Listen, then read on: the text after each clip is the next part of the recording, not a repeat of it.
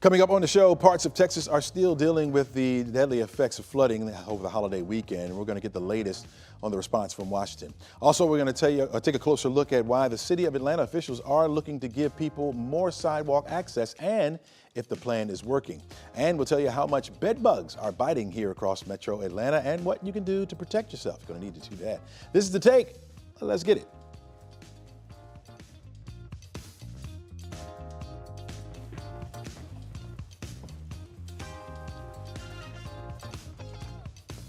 Hello and welcome. I'm Chesley McNeil, and this is The Take, where we go above and beyond the headlines and we look at the why and how stories are impacting you and your community. We invite the experts in to give their take as well on today's top stories, and we are trying to have just a little bit of fun as well.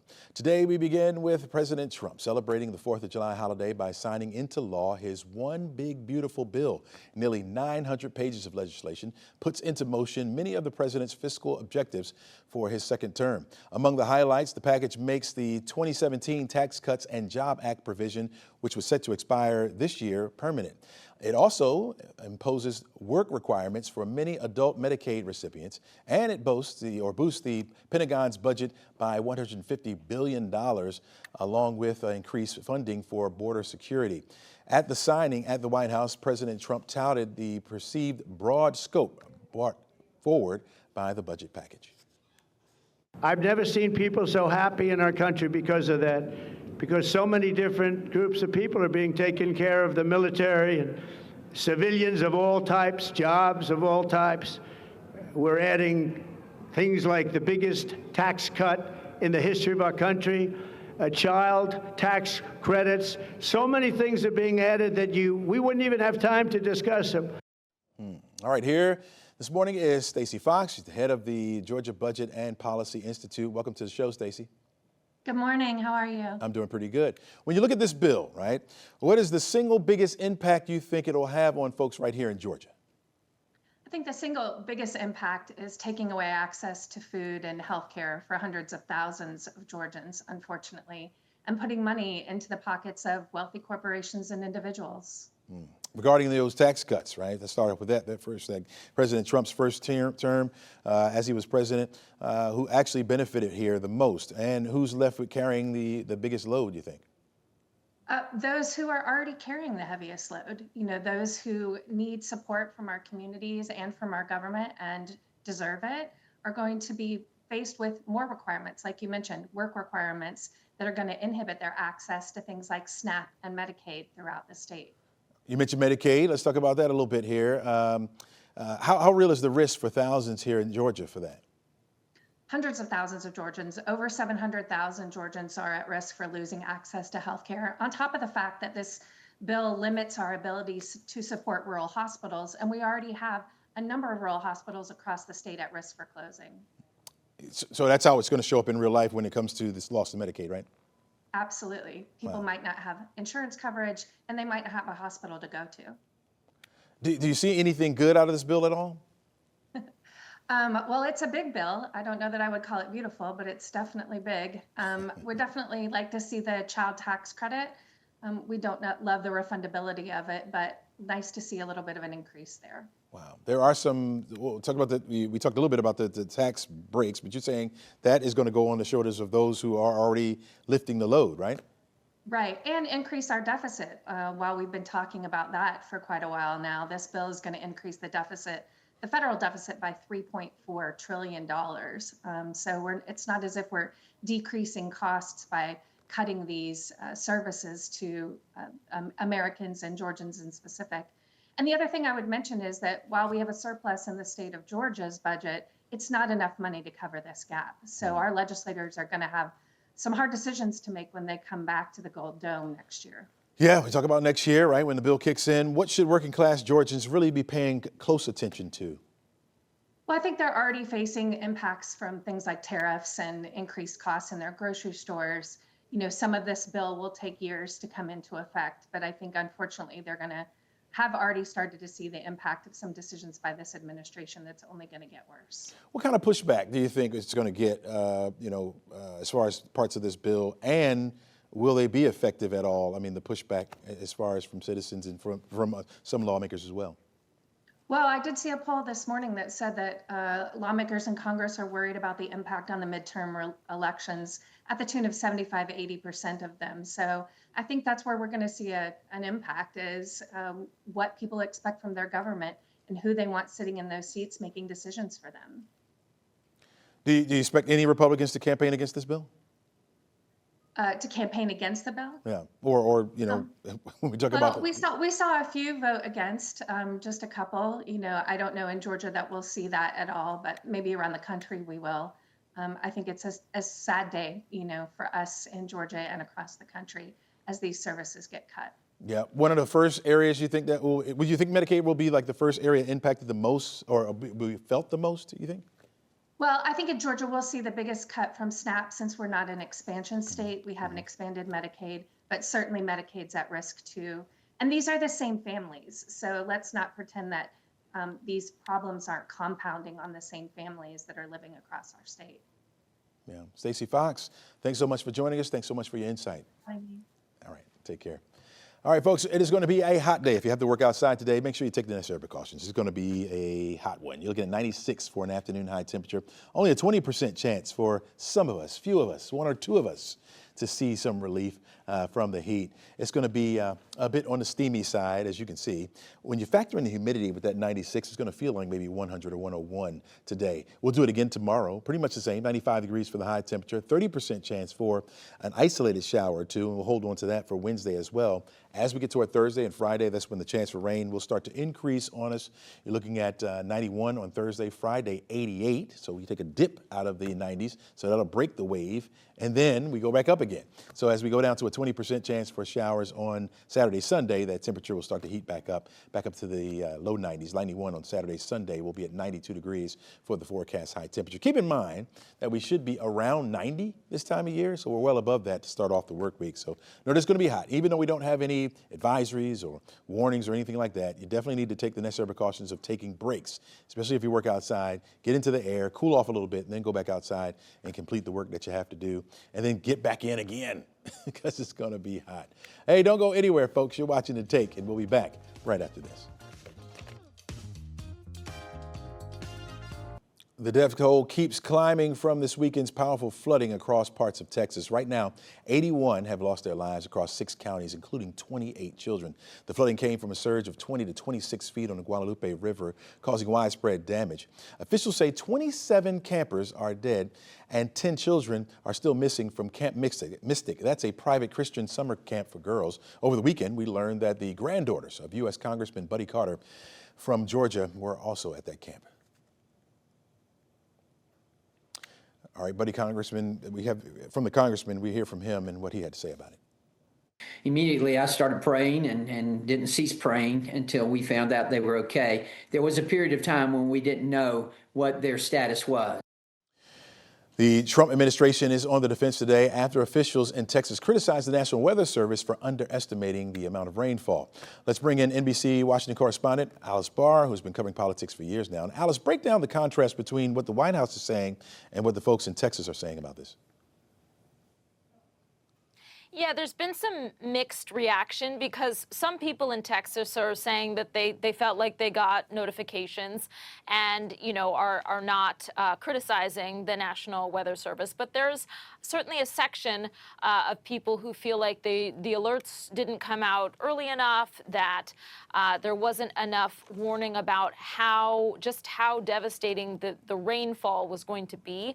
This is one of these catastrophic 100-year type of events where the rivers just rose incredibly quickly, and that there wasn't enough warning that was coming. NBC News has spoken with some independent meteorologists and with former National Weather Service officials who have spoken about the difficulty, as I'm sure you know, Chesley, of forecasting exactly this type of event, that predicting extreme rain and flash flooding beyond several hours is always challenging. But there is that division and questions about the staffing levels at the local National Weather Service offices because of course, the cuts that the Trump administration has been putting in place throughout the course of this year, including to the National Weather Service. And so that's all contributing to these questions. There's one, at least Democratic lawmaker I've heard specifically calling from the state of Texas, specifically calling for an investigation into staffing levels at the offices that were responsible for forecasting there just to see if there was anything that could have been done differently. Yeah, you talked about that, the outcry from Democrats on Capitol Hill. Could this confusion lead to some other sort of investigation? Right. So that's the question right now. And President Trump has dismissed the need for that. And we did see the National Weather Service put out its own timeline saying that starting early on Thursday, they issued alerts and they pointed to one specific alert that went out at 1:14 a.m. that should have triggered those kind of alerts you get on your cell phone that you would hope would wake people up because, of course, the timing of this is what made it so much more dangerous. People were sleeping as the water was rising so incredibly quickly.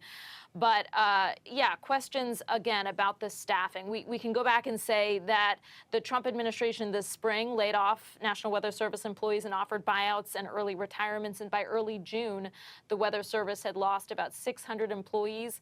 Compared with many forecasting offices across the country, the Texas offices do remain relatively well staffed. And NBC News spoke with a National Weather Service union official who says that they did have enough meteorologists in place to respond to this, but he raised concerns about senior staffing positions and vacuums of leadership. And he said that the San Antonio Austin weather forecasting office is down 6 employees from its typical full staffing.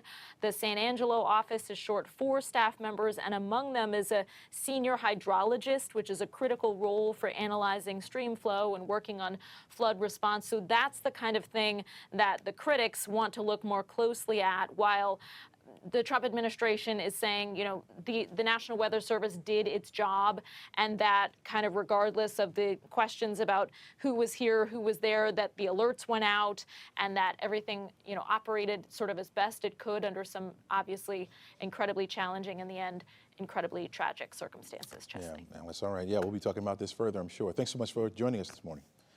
Take care. All right, coming up on the show, we're going to hear from Kennesaw State and how they're helping students who are raising children while attending school. That's right after the break. All right, welcome back to the show. Right now, 1 in 5 students are raising children while in school. With few institutes of higher learning offering critical financial support, Kennesaw State University is looking to buck that trend. With us now is Allison Garafino. She's with KSU's Children and Family Programs. Allison, welcome to the show. Thank you for having me. I appreciate it. Oh, absolutely. Talk to us about this new grant that you guys are now going to be offering. Sure. So we're really excited. We have programming already for our student parents at KSU, but this grant that the governor opened up in December will allow us to expand a lot of our programming and relationships with the community members. We understand that student parents are so busy and we need to meet them where they're at. So we take a multi-pronged approach, aligning services that are on campus and around the community. So we offer them asynchronously. That means online whenever they need to access them through our Family Resource Hub online. We also have videos of past workshops we've run. And speaking of workshops, we also offer live virtual events where we do behavioral parent training in the form of Triple P seminars, positive parenting strategies, raising competent kids, resilient kids. But we also align a lot of services where we do workshops on time management or understanding about just health and well-being, that then they can take home and do those same strategies that help them, their kids as well. Okay, so that's where the fund is going. It's going toward the resources for those parents, not necessarily for money for school. Correct, right. There isn't a lot of funds out there specifically for student parents. There's the CAPS program, however, that they have access to help with childcare. But what we do is provide evidence-based best strategies that we know parents would benefit from while they're attending school to help them get through with success to successfully stay at KSU, be promoted throughout the years on times. For example, a 4-year program would take them 4 years, and then graduating on time. And with these resources that we know they would benefit from, that they might not even know they benefit from, we offer those on campus. We also have live virtual drop-in office hours where they can come to us with questions. And if we don't have the answers, we'll get them to the spots where they have resources they need. When will the parents, students, or the student parents start seeing these impacts? Well, we hope to see it right away. We do all sorts of other programming, even welcome back to school programs where we do pop-up shops. We have philanthropic groups on campus that help us fundraise, and we'll host events in September and then again in November and again in spring where they can come right away. And we also hope with this grant to build more sense of community where we'll have peer-to-peer support with our student parents. And those events happen right away. And what's great about that is when parents are aware that they're not alone and there's other student parents out there, they can share those resources with one another. So really, it's right from the beginning. And because we simultaneously help children and their families, the kids will see benefits as well, where they have a more calm, stable, predictable home life, which builds better trust and relationships between parents and the adults in their lives. We see an impact almost immediately. How much of a difference is this from a generation ago? Talk to me about that. It's a big time game changer, right? Oh gosh, yes. I think that one of the biggest changes is that recognizing that student parents are a special population. And in the past, it was a lonely place to be in, and you might not even think of yourself as being able to go to post-secondary education. And now, actually, it's our student parents that are succeeding even better, I think, because they're so good at doing that work-life balance. And in the past, I don't think that pathway to post-secondary education was even something they were aware of. And that's another goal of this grant, is to help them just to be aware of it. So that's why I'm so appreciative of this opportunity. Yes, we help student parents and will help in any way. Yeah. What does success look like for this program, not just in graduation rates, but in real life family changes? What does it look like? Correct. Yep. So part of the goal of these grants, there were actually 3 that were released, is student literacy as well. And so if we can align all of these services that are so innovative that we'll have kids reading at a grade level on time, we'll have parents, like I said, getting through their program on time, it has impact for those families, but then also the communities they're in and in the workplace as well. So it really does benefit everyone. All right. Allison Garafino, KSU, thanks so much for joining us this morning. Thanks so much for your insight. Good seeing you. Thank you, Chesley. All right, take care now. Don't go anywhere, folks. Coming up on the show, we're going to share with you some of the pitfalls behind that buy now, pay later financing that's out there. You don't want to miss this. We're back right after this. And welcome back to the show. For some time now, we've been sharing with you one of the latest in the buy now, pay later short-term financing. And one of our friends of the Take has been sounding the alarms, danger, sounding alert, which many people are unaware of. Let's bring in friend of the show, financial expert, Andrew Pulos. Welcome back to the show, my friend. Morning, Chesley. And you've been sounding the alarm about this buy now, pay later tied to our credit reports, right? Yeah, I think this is going to have some sort of effect. Obviously, better for some, worse for others. Depends on how each individual manages their credit and how much buy now, pay later loans they've got out there. Yeah, I mean, tell us about what this is. For people that may not know, what is this really? Yeah, I mean, buy now, pay later means you can put it on an installment plan.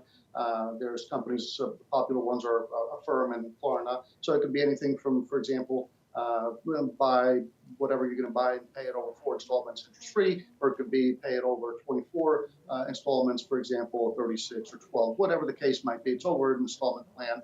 The longer the period, likely perhaps an interest rate. The problem is that it allows people to sort of get overextended financially. And so if you begin to miss payments, up until now, it really wasn't a big issue credit reporting wise.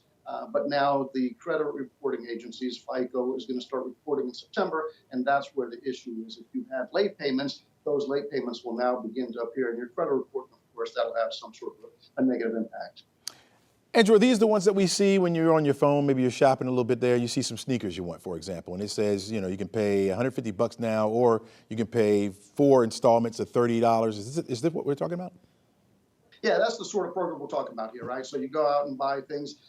You know, a lot of times people get comfortable with that because they're like, oh, okay, I can afford this. Then the next time they go out or they shop online, they're like, okay, I can afford this too. And before you know it, you've got too many buy now, pay later loans, basically, and it becomes unmanageable in addition to all of your other debts. The other concern that I've got with this now beginning to be reported to credit agencies is the credit utilization, what we call credit utilization, meaning how much of your available credit is being used. The higher the ratio, the much more impact it'll have negatively on your credit report, right? And so that's the concern. It's not necessarily that if you've had any late payments and missed any payments, it's also that if your credit utilization, your available credit, let's just say amongst everything, is hypothetically $10,000, and you're using $9,000 of that $10,000, or even $7,000 of that $10,000. Percentage-wise, it's significantly high, and that also has a negative impact on your credit report. Wow. So young people especially should be listening up to this, right? Because you may buy several different things, and the more you have out on these, you're saying it's going to negatively impact your credit rate. Absolutely, right. I mean, I think it goes back to buying what you need, what you can afford to pay in a shorter time period, than just overloading yourself with a bunch of debt that now is going to come to fruition on your credit report and could have a direct negative impact on your score, which means it will impact your your borrowing power, your buying power in the future. Wow. Yeah, you don't want to get that hit so early on, right? Are there any other blind spots that people should be tracking with these payments? Yeah, I mean, overall, I think you start being proactive with your credit report, seeing what's on there. If you've got buy now, pay later loans, let's work towards get them paid off sooner than later. And if you've had any late payments before on any of these, try to be current moving forward. The one thing is with late payments, the older the late payment is, the less impact it has on your credit score. So if you've had one, say, 6 months or 12 months ago, try to maintain a good repayment history moving forward. So that way, that 30-day late is just basically gets older over time, and it affects your score less. And that way, you can see your score begin to rise. Wow, Andrew, thanks so much for your insight, man. Really appreciate it. You always give us good stuff, my friend. Have a good one. All right, take care now. All right, coming up on the show, sidewalks are becoming a major concern in parts of Atlanta. We're going to have a discussion about that right after the break.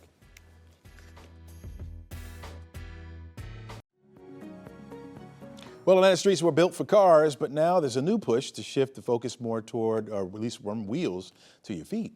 Here now with more on her closer look is 11Alive's Aisha Howard. Welcome back to the show, my friend. All right, good to be here with you, Chesley. All right, overall, is this a really big problem for Atlanta, these sidewalks? Yeah, it is. So when you put it into perspective, there's this new walkability study out, right? And out of 100 points, Atlanta received a walk score of a 48. Ouch. So that puts Atlanta in the classification of this is a city where you need a car. And when you talk about walking around the city, it likely means that if you try to walk to the grocery store or to school or to church, accessing some of these venues that a lot of people rely on from day to day, accessing it by foot poses great danger when you talk about the amount of deaths that we have, pedestrian deaths in our city, you know, just over the last year, more than 30. And so, yeah, if you try to walk around here, it might be dangerous or even life-threatening, Chesley. So are we talking about the lack of sidewalks, or are they just damaged and not walkable? It's a combination of both. So when you talk about sidewalks that are there, it's the structure of them, right? They may just disappear right into the street. Or you may have a sidewalk that's so bad, it may not be, you know, feasible for people who have any level of disability. Or, you know, you may risk tripping or, you know, having some sort of injury, even when you do have a sidewalk there as an option. But I think one of the biggest areas of issue is that where you do have the sidewalks, it's just the really sharp cutoff. And it's like, oh, well, that's over. So now I have no choice but to get into this busy road to get my kid to school or to get home from the bus stop. All right. So the city has a plan in motion. What's the details behind that? So it's really extensive, right? It's called the Move Atlanta Forward program. And then under that umbrella is called Vision Zero. So when you talk about Move Atlanta Forward as a whole, that plan is a $196 million plan. So that makes you think this is pretty robust. This is going to be addressed. And in that plan, you talk about even over the last year where they've installed more than 6 new miles of sidewalk and let's see, 33,000 linear feet of sidewalk, right? And then you talk about 159 ADA ramps throughout the city. And so you say, yeah, this is going to be pretty huge, but it takes time. And a lot of people would say, for example, if this is an issue on your route or on your path, you want to see this done like yesterday, right? Right. So are there any particular areas in the city that are more concerned than others? Yeah, and it's really those busy corridors. And I think that's another part that makes Atlanta not that walkable, because a regular street in your neighborhood can sort of look and feel like a highway. And so you're talking Cleveland Avenue, you're talking Cascade, and in particular, the south side of the city is going to have a really strong focus. So downtown south, really going to be focusing on that, hitting a little bit on the west side, your Donnelly Hollowell Parkway, Metropolitan Parkway, Campbellton Road, all big streets that we know that just really function like highways, but a lot of people in those communities don't have vehicles. So there's also an equity component in this story as well. Gotcha. I know some work has been done. How much work has been done, and is the city satisfied with what they're seeing so far? So I think they're hopeful. And they're really encouraging, and they want to get the numbers out about what they've done so far. This includes sidewalks. This includes, the on-ramps and building the curb ramps, the curb ramps. And so they say, yeah, we've done a lot, but they are not unrealistic about how much more they have to do before people can actually feel the impact and say, I feel safe walking around the city. Well, talk to me about this going along with the Disabilities Act. Yeah, that's a really unique component that a lot of people don't think about, but there's an entire division here with Atlanta DOT that focuses solely on the Americans with Disabilities Act and making sure that what is added is ADA compliant. A really cool, natural moment in this story, we were downtown and they were showing us one of the projects there, and it was actually an elderly gentleman who was trying to navigate this construction project on his scooter. And so just making sure that whatever they do also benefits that community as well. Again, making it that equality and equity plays a role in the entire project. Sounds good. Aisha Howard, thank you so much for bringing us the story. Some good information to know. Thanks for having me, Chesley. All right. You can find out how to get involved just by going to our website. Head to this story. It's on 11alive.com. All right. If you're looking to jumpstart your child's college savings, you'll have a chance to cash in thanks to an annual sweepstakes from the State Department of Early Care and Learning. Joining us now is Bethany Wetzel from the Georgia Office of State Treasury. Welcome to the show, Bethany. Thank you. Thank you so much for having me. Glad to be here. Absolutely. Break down what's involved with this We Care Child Care sweepstakes. Right. So the We Care Child Care Sweepstakes is a partnership between Path to College 529 plan, which is Georgia's only state 529 plan, and the Department of Early Care and Learning, where we award 4 students around the state of Georgia a $1,529 scholarship in their Path to College account. And we also award the winning child care program an additional $1,529 as well. Gotcha. All right. Who's eligible for this, and what does it all involve? So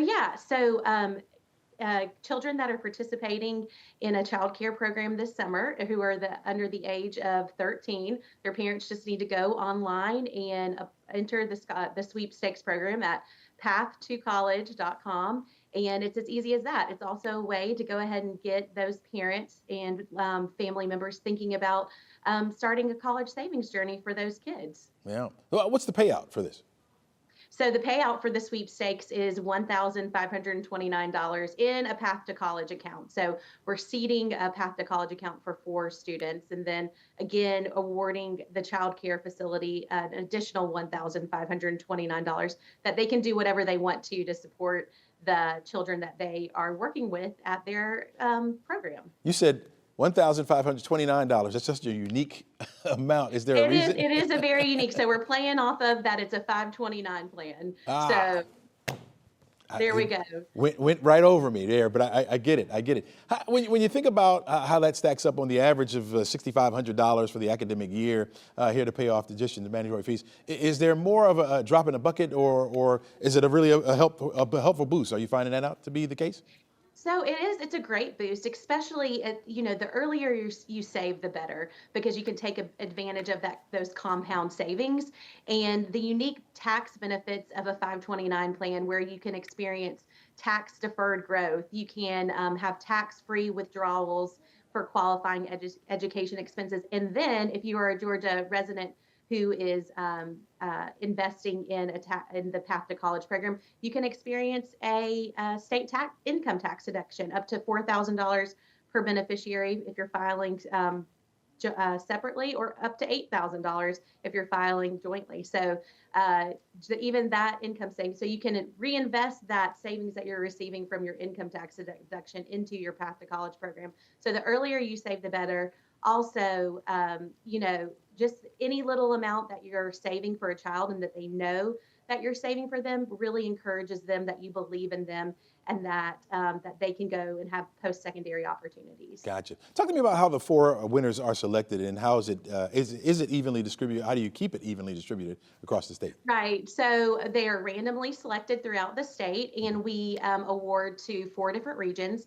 We have a North region, a Metro Atlanta region, a Southeast region, and a Southwest region. Last year, we awarded a student in Albany, Dublin, Alto, Georgia, and then South Atlanta. So we've got a pretty wide array, and we've, in the last couple of years, we've awarded over 81,000 to over 30 students in 30 different towns. Nice, nice. For families who don't win, what other incentives are out there or support that they can get? Yeah, so we have other sweepstakes initiatives. We have a newborn sweepstakes where we actually award $5,529 to an individual who is a newborn baby in the state of Georgia. We have another partnership with DeKalb. But those incentives that are just relate to a 529 account are those tax advantages: tax deferred growth, tax-free withdrawals, and then a state income tax deduction. And again, the earlier you start saving, the more that you'll be able to enjoy that compound interest, the benefit of compound interest and savings. All right, sounds good. I bet parents out there, Bethany, are starting to find out where they can get that information and sign their kids up. Exactly. Path to College, 529.com. Sounds good. Thanks so much, Bethany. Appreciate your insight this morning. All right. All right, coming up on the show, we're going to get the latest of the fate of TikTok from CNN's Sabeel Marcellus. Stay with us. All right, welcome back to the show. President Trump says trade letters are going out to a dozen countries. CNN's Sabeel Marcellus joins us now from the NASDAQ market site in New York City. Good morning to you. Sounds like the president is hinting at some big tariff changes. Good morning, Chesley. Yes, lots of tariff news this morning. The Trump administration says it will be sending letters today informing some countries of the new tariff rates that will take effect August 1st. Treasury Secretary Scott Bessent says several big trade agreements will be announced soon. He added that those letters from President Trump will tell some countries to move trade talks along, or tariff rates will go back to those early April levels. The April tariff rates were steep, but they were suspended to allow for U.S. trade partners to have more time to negotiate deals. Also on the trade front, President Trump is threatening additional 10% tariffs on countries aligned with the, quote, anti-American policies of BRICS. Chesley, BRICS is a group of major emerging economies that includes Brazil, Russia, India, China, and South Africa. And that bloc of nations is meeting this week in Brazil. Gotcha. All right. Oil prices took a hit after a surprising move from OPEC. Oil prices were down in early trading today. This after OPEC surprised the markets with a bigger increase in production for August. The group, along with other big oil producers, agreed to hike production by 548,000 barrels a day next month. Now, OPEC had increased production by 411,000 barrels a day in each of the last 3 months. The higher production has led to fears of an oversupply, which pushed prices down slightly this morning. Analysts say the reason there hasn't been a bigger drop in prices is because the oil market remains tight, and that has some believing it can absorb the increase in production. Chesley, there are also oil traders trying to weigh the potential impact of U.S. tariffs on economic growth and oil demand as well. All right, we'll see. Well, Sabeel, sounds like TikTok could be here to stay, but does that mean a new version of the app? Yes, Chesley, TikTok is building a new version of the app for users in the U.S., according to the website The Information. Now, the move comes ahead of a planned sale of TikTok to a group of investors. Late last week, President Trump said a deal for TikTok is close. He said talks with China on the acquisition could start today or tomorrow. The report in the information said TikTok users will eventually have to download the new app to be able to continue using the service. The existing app is expected to work until March of next year. The plan is to launch the new U.S. version of TikTok in app stores on September 5th. Chesley, as long as the new app has people singing and dancing, it's going to be just as much fun. I bet. Can't wait to see it. We haven't seen it. So, Bill, I understand that Amazon Prime Day is right around the corner here, but it's going to feel a little bit different. That's right. So what we're seeing here is Amazon is going to be a little longer, more time to shop for bargains. Amazon's Prime Day gets underway this week, and this year the sales blowout runs 4 days from Tuesday through Friday. This is Amazon's 11th Prime Day event. The online giant promises millions of deals for more than 35 categories, from electronics and kitchen items to apparel and accessories. Last year, shoppers spent a record $14.2 billion during Prime Day. That was up 11% from 2023, according to Adobe Analytics. The sales event is exclusively for Prime members. If you're not a member, you can still take part. Just sign on for a 7-day trial for about $2 before the event kicks off. Normally, Amazon will cost you $15 a month or $139 for a whole year. Chesley, are you going to try to sneak in some online shopping tomorrow? Oh, I already have items in my cart. I'm waiting to see what the prices are going to be, how they drop off. How about you? I'm not that effective, but I will take a look tomorrow, too. They're not in my chart yet. Yeah, I got some kitchen appliances I'm looking at, so I'm hoping that they fall off a little bit before I spend the money. Wonderful. I can't wait. All right. Take care, Sabine. Really appreciate it. All right. When we come back, see how Atlanta ranks up when it comes to bed bugs. That's right after the break. Stay right there. All right, are you someone who abides by sleep tight, don't let the bed bugs bite? Well, it turns out Atlanta is a city where bed bugs are truly biting. A new report from Orkin showing the worst cities for bed bugs put Chicago at the top for 5 straight years. Can you believe that? Followed by Cleveland, Detroit, and Los Angeles. Atlanta did crack the top 20, but it's dropped a few spots, in fact, 4 spots from last year to 17th overall. Time to call in the experts. Let's call in the Orkin man, my friend, Ben Huddle. How you doing? All good. Happy to be here. Hey, welcome to the show, my friend. When we hear bed bugs, right, we panic a little bit here. And is it more of a nuisance or is it a serious health issue? So very much a nuisance issue. Fortunately, we haven't seen any spread of disease caused by bed bugs. So that's the good news on that end. Mm-hmm. What do people get wrong about these pests when we talk about bed bugs? So bed bugs are small little insects that can get into our mattresses and box springs and come out at night to bite us. So that entire verbiage of "don't let the bed bugs bite" that you may have heard of is a real thing. So is it that we go to, now, I mean, when you think about bed bugs, typically think about hotels, right? Mm-hmm. And do you carry those back to your home? Is that how that works? Yeah, so you could get bed bugs from hotels, but you really can get them anywhere that people sleep or rest. Mm-hmm. And so you could be staying at someone's house, apartment, and if they had bed bugs and they maybe go into your purse or into your book bag, and then you could bring those home and get bed bugs yourselves. Another area is from used furniture. So if you got used furniture maybe off the curb or whatnot, that's another way that people get them as well, in addition to traveling. Why are these pests attracted to mattresses? So that's where we sleep is what they're interested in. So if you slept in a recliner all the time, that's where they would hide out as well. So since most people are probably sleeping on mattresses, that's where they're hiding. It's an area where there's dark cracks and crevices they can hide into, and then they'll come out at night to feed. So that's the only time they are coming out is when we're sleeping. What do they want from us? So blood, they're just like mosquitoes. And so that's what they use to survive and to reproduce. And so just like we're very well experienced with getting mosquito bites, very similar. You can get little itches on your skin, similar. All right, so Atlanta dropped a few spots in the bed bug rankings, right? But we're still in the top 20. Is that a sigh of relief for us? Does that mean we're getting better or we're about the same?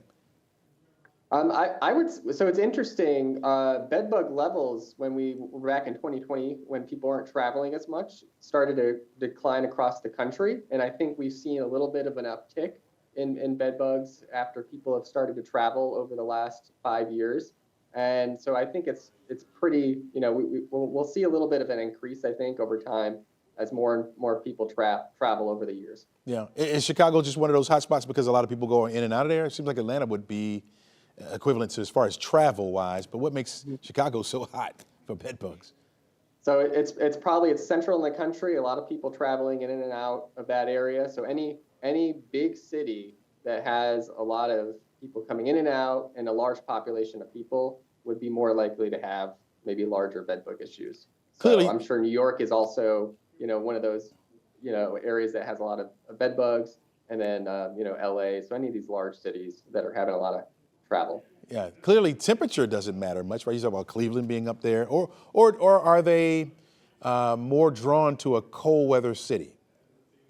So they can be found anywhere in the country. We actually have there's a species called the tropical bed bugs that have been also found in Florida, much more rare. But yeah, we've got bed bugs throughout the U.S. And don't seem to care what temperature it is. But if you go into Florida, there's another one that occasionally pops up that's a little unique. All right, tell us, we got them, right? What do we need to do to get rid of them? So the easiest thing is if you find that you have bed bugs maybe while you're traveling, is to take precautions when you're coming back home.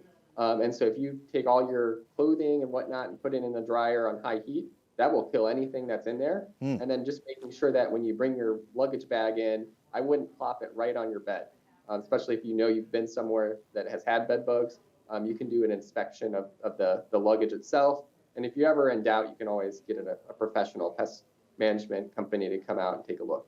Yeah. Is there anything that you should spray your bag with or anything like that? Or you just kind of, they're just looking for, if they don't have a place, I guess, to get to us, the blood, right? That means they'll die off maybe?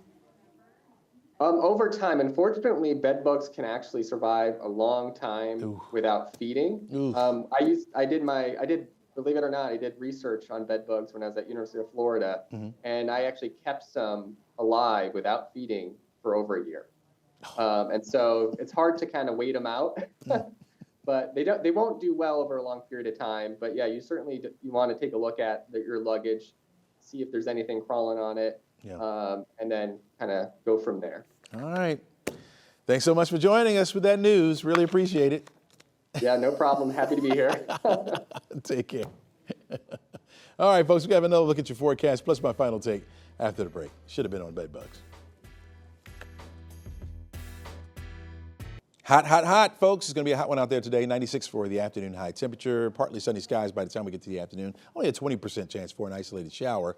That chance for rain goes up as we head through the week, as you can see, up to a 40% chance by the time we get to Thursday. Friday, a 50% chance for the rain, and that temperature starts to drop off a little bit thanks to the cloud cover and the threat for rain. Goes down again to 20% chance over Saturday and Sunday, and so our temperatures will start to climb back up. 91 on Saturday, Sunday, 92 degrees. All right, before we go, take a look at this. All right. Don't look now. But there's been an increase in measles cases in the U.S. this year, more than any other year since the disease was cleared and eliminated about a quarter century ago. So far, 1,277 cases of measles have been reported in the United States this year alone. This according to Johns Hopkins University Center of Outbreak Response Innovation. And they say those numbers are misleading because many cases are not being reported. Yeah. Before this year, there was an average about 180 measles cases reported each year since the disease was declared eliminated. Now, that was according to the CDC. This year, it's jumped a lot. So we're in the heart of the summer season, travel, you know what I mean? So you need to be careful. Texas has been hardest hit. They have the highest number of cases being reported, and most of those cases are people who are unvaccinated. So you need to protect yourself and your loved ones, folks. Measles is the most highly transmittable disease in the world. And if we're not careful, we're going to have to go back to wearing masks. I can't see your face. Can't tell whether you're smiling, laughing, or crying. Let's be smart, folks, about this, all right? Thanks for joining us today. Make sure you have a great day and encourage someone.